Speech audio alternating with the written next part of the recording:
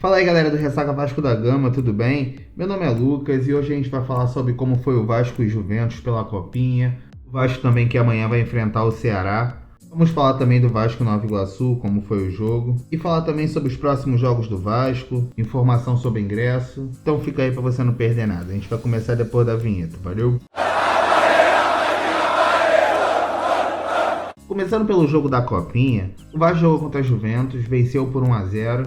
O gol foi do Léo Jacó de cabeça. Vasco que não vinha jogando bem esse início de Copinha e nesse jogo ele conseguiu fazer uma partida bem melhor do que as partidas anteriores. Eu acredito também que isso foi pela fase de grupos. O Vasco entrou acreditando que já ia passar na fase de grupos e depois viu que não era bem assim que funcionava. Mas parece que levou mais a sério esse jogo contra a Juventus e conseguiu jogar melhor e vencer a partida. O problema da partida foram só os últimos minutos, porque depois da primeira cabeçada no travessão, que foi por volta dos 70 minutos de jogo, mais ou menos, dali em diante a gente já teve consecutivos ataques dos Juventus, quase chegando no gol, mas nisso a gente também teve o Felipe Gabriel, que acabou se destacando. Nesse time da Copinha, a gente tem alguns jogadores que são bons. O Léo Jacó, ele é um ótimo jogador, ele sabe cabecear, tem um chute bom de esquerda, porém, o único defeito dele é a direita, que é morta. O Zuccarelli também parece ser um jogador que tem potencial, ele é um meio campo rápido.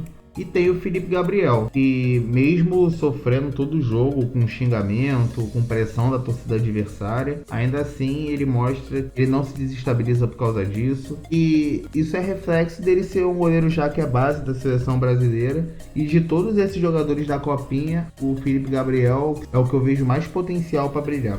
Com essa vitória, o Vasco avança para a terceira fase da Copinha. A partir da próxima fase, aí começa já oitavas de final. Nessa fase aqui, a gente ainda tem 32 clubes. E o Vasco vai enfrentar o Ceará. O jogo vai ser amanhã, 11 horas da manhã. O jogo ele vai ser no estádio Comendador Souza e ele vai passar na Sport TV. A minha opinião é que a gente tem um time que é inexperiente para jogar Copinha, porque, na verdade, eles são uma categoria abaixo dos juniores que deveria estar jogando a Copinha. E é por isso que a gente acaba vendo essa dificuldade no time do Vasco, mas eu vou falar sobre isso mais pra frente do vídeo.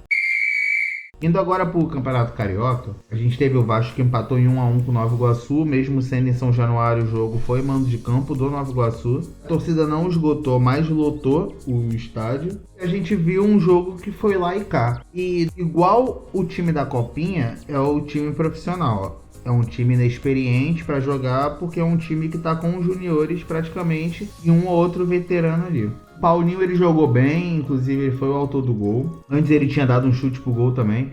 A gente teve o GB também que procurou o jogo, jogou bem, quase meteu um golaço no segundo tempo. Mas esse planejamento do Carioca e da Copinha, ele é muito errado, porque você tem dois times inexperientes. Então o que você poderia fazer? O time que está jogando Carioca, tirando os veteranos, claro, eles poderiam jogar Copinha, porque já entrariam o Vasco como um dos favoritos, porque o time do Vasco é o atual bicampeão carioca. Então você teria um time mais encorpado para jogar a Copinha. Nesse Carioca você deixava esses veteranos, o Vitor Luiz, o Serginho, o Zé Gabriel. Só que você poderia colocar os outros jogadores que já não estavam sendo utilizados ano passado. Poderia botar o Souza para jogar junto ali. Poderia botar o Alex Teixeira. Você pode botar o JP, você pode botar o Estrela. Esse é o momento de testar eles.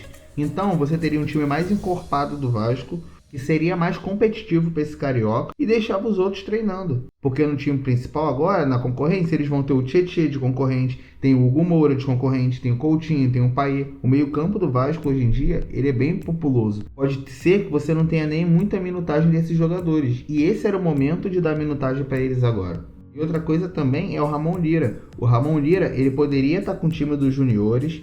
No Carioca, que teria o Serginho, que teria os outros jogadores, você deixava o Felipe comandando esse time, como ele já ficou ano passado. Então ele ficar essas primeiras rodadas do Carioca não teria problema. E deixava o Carille treinando, o Payet, Coutinho, Verratti, quem tem que treinar. Eu acho que esse planejamento foi ruim do Vasco. O reflexo disso são os resultados que a gente está tendo em campo. A gente tem um time da Copinha com 3 empates e agora uma vitória por 1-0. que vai pegar o Ceará, que foi o segundo melhor do grupo, contra a Juventus. E eu não sei se eu boto fé que o Vasco vai passar nesse jogo, se jogar o futebol que vem jogando nas últimas partidas. Ponto Nova Iguaçu agora a gente empatou, e a próxima partida vai ser no dia 16, que é quinta-feira, 9h30 da noite, em São Januário contra o Bangu. O link para comprar o ingresso vai estar aqui embaixo, com as informações do ingresso também, para quem é sócio, quer saber quanto é que está saindo para cada plano. E acredito que nada vai mudar até a gente ter essa troca de elenco. A minha única esperança é que pelo menos quando tiver essa troca de elenco, o Vasco ainda esteja vivo na copinha e esses jogadores consigam retornar. E agora, para finalizar, eu queria trazer para vocês aqui um projeto que é Minha Torcida Salva Vidas. É um projeto de doação de sangue que une todas as torcidas em prol dessa causa. Ela começou em junho do ano passado, já tiveram 2 mutirões solidários. Assim, você pode doar o sangue quando você quiser. E o mutirão acontece mais para ter um encontro das pessoas. Então você pode deixar para doar o sangue também no dia do mutirão, como você também pode doar quando tiver tempo. Isso aí vai de cada um de vocês. Mas o importante é você fazer a doação. A página no Instagram deles é Paixão na Veia, vai estar aqui nos créditos também. E o legal é que eles promovem uma competição entre as torcidas de doação de sangue mesmo. Já tiveram 2 mutirões e os 2, quem venceu foi o Flamengo. Não é contabilizado só as doações que acontecem no dia, é contabilizado as doações que aconteceram nos últimos 3 meses. O que você precisa fazer é só quando no dia que você for doar o sangue, você doar com a camisa do seu time e marcar eles no Instagram, com a foto da doação. Aí nisso já vai contabilizar para o seu time. O próximo vai ser em março agora. Então, da data de hoje em diante, vocês já podem postar foto quando vocês forem fazer a doação e marcar eles lá com a camisa do time de vocês, que já vai contabilizar o voto pro Vasco. Então vamos juntar todo mundo que é vascaíno, levar o amigo também que é vascaíno, pra gente fazer a doação que esse ano, em março, vai ser nosso. O mais importante vão ser as pessoas que vão se beneficiar das doações que vão acontecer. Então é isso, galera. Se você gostou, dá o like aí no vídeo e se inscreve para não perder nenhuma atualização sobre o Vasco. Valeu?